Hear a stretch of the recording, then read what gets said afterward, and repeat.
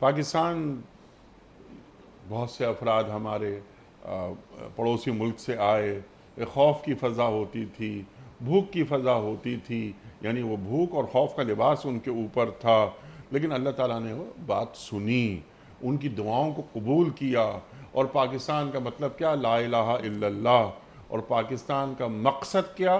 محمد الرسول اللہ، قافلے در قافلے، قربانیاں بہت ساری۔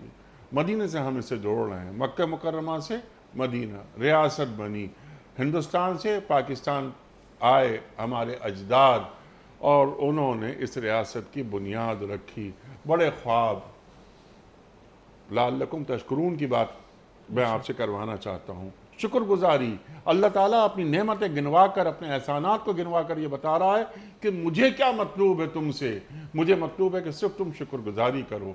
تو پاکستان اس ریاست کے قیام کے بعد یہاں کے رہنے بسنے والے، یہاں زندگی کرنے والوں کو اللہ کی شکر گزاری کس انداز میں کرنی چاہیے تھی، اور وہ کس انداز میں کر رہے ہیں؟ ارشاد۔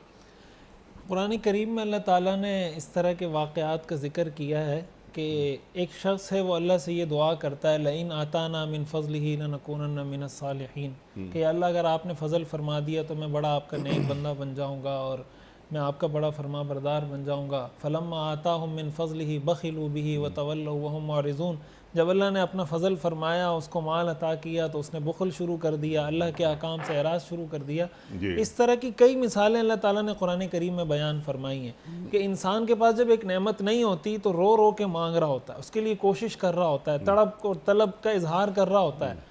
اگر پاکستان کی تاریخ کو دیکھا جائے تو یہ نعمت ہمارے پاس نہیں تھی، تو ہم نے اس کے لیے، ہمارے بڑوں نے دعائیں کی، محنت کی، قربانیاں، اور نہ جانے ایسی قربانیاں کہ آدمی اس کو بیان نہیں کر سکتا، یعنی جو کچھ سہا ہے ہمارے بڑوں نے اس ملک کو حاصل کرنے کے لیے، اور ظاہر بنیاد وہ ایک اللہ کا نام تھا، لا الہ الا اللہ، جس کی بنیاد پہ بنا۔